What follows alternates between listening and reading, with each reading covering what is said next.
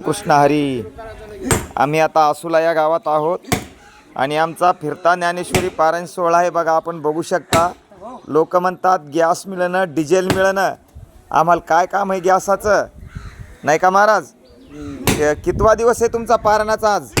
आज हे 5वा दिवस. 5वा दिवस. 5 दिवस झाले नाही का? हो. आणि आता नाश्ता तर झाला होता. आता हे काय आहे? पुन्हा संध्याकाळची पंगत आहे का काय? हा पारायणवाल्याला पंगत आहे, पण चाटे मंडळींनी असं ठरवलं हां हां. एक न घालता बर. हा सप्त्यामध्ये माऊलीचा यज्ञ म्हणून अन्नदान संपूर्ण गावाला जेवण द्यायचं. चुलबंद गाव सगळं.